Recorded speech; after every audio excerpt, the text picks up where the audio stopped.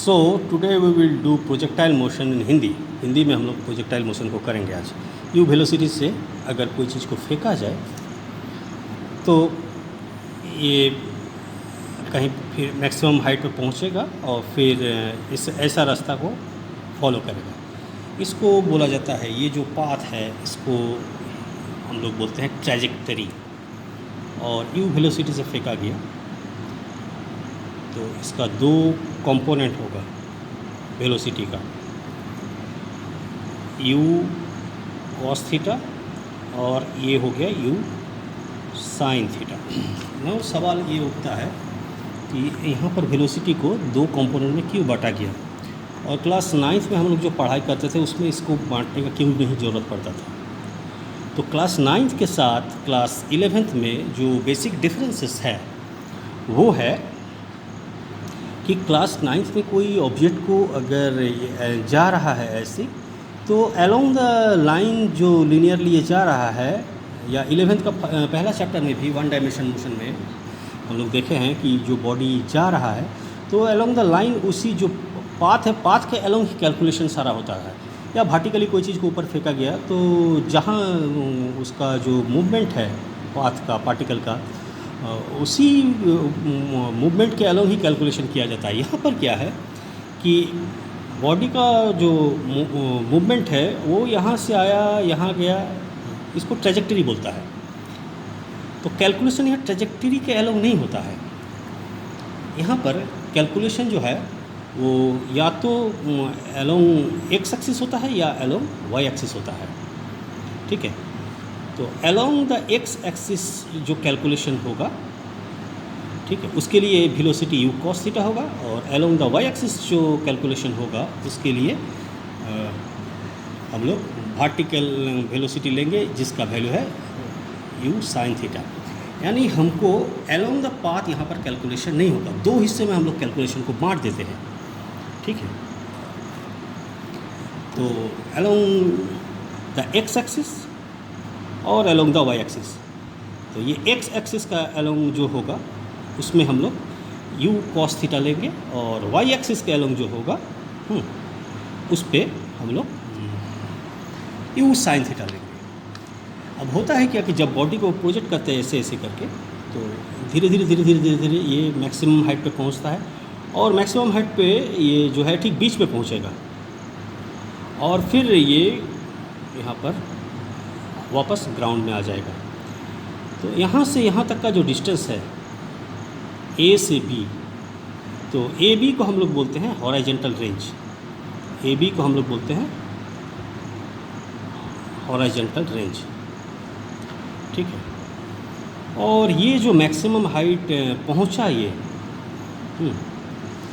इसको हम लोग बोलते हैं एच मैक्स, जो मैक्सिमम हाइट पहुंचा, ठीक है। तो ये सब हम लोग कैलकुलेट करेंगे। फिर कितना समय में यहाँ पर पहुँचा, हाँ, अब ये पूरा जर्नी में इसको कितना समय लगा, ये सब हम लोग अभी कैलकुलेट करेंगे, ठीक। तो सबसे पहले हम लोग निकालते हैं कि मैक्सिमम हाइट पहुंचने में टाइम कितना लगेगा, ठीक है। तो देखिए एच मैक्स है,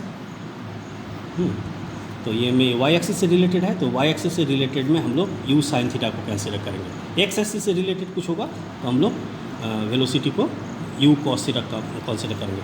तो यहाँ पर हम लोग लिख लेते हैं, यहाँ पर इनिशियल वेलोसिटी जो होगा, इनिशियल वेलोसिटी जो होगा वो हो जाएगा u sine theta Y axis में। वाई एक्सिस में एक्सीलरेशन जो होगा that is acceleration due to gravity, ठीक है। तो नीचे से ऊपर जाएगा तो एक्सीलरेशन ड्यू टू ग्रेविटी नीचे तरफ काम करेगा, और ऊपर से नीचे आएगा तो एक्सीलरेशन ड्यू टू ग्रेविटी नीचे तरफ काम करेगा। यानी इन दैट केस जब बॉडी नीचे से ऊपर जाएगा तो एक्सीलरेशन ड्यू टू ग्रेविटी को नेगेटिव लेंगे, जैसे हम लोग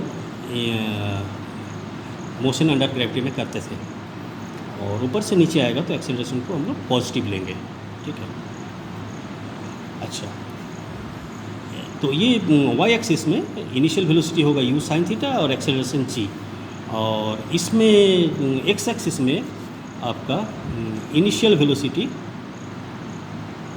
वेलोसिटी जो होगा वो u cos थीटा होगा, और इस पे एक्सेलरेशन 0 होगा। एक्सेलरेशन इज़ इक्वल टू 0, क्योंकि जो आपका ग्रेविटी है वो नीचे तरफ काम कर रहा है, तो वाई एक्सिस में ही काम करता है, एक्स एक्सिस के अलावा कोई ग्रेविटी काम नहीं करता है, तो वहाँ पर एक्सेलरेशन क्या हो जाएगा, 0 हो जाएगा। तो ये बात आपको क्लियर हो गई कि वाई एक्सिस का जो भी कैलकुलेशन होगा वो उसमें initial velocity u sin theta और आपका एक्सेलरेशन का जो वैल्यू होगा वो g होगा, और एक्स एक्सिस के अलोंग जो भी बात होगा उसमें वेलोसिटी होगा, इनिशियल वेलोसिटी होगा u cos थीटा और एक्सेलरेशन का वैल्यू होगा 0।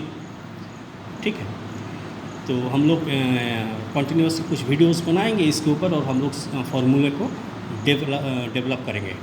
ठीक है, यहाँ पर कुछ और चीज़ बात कर लेते हैं।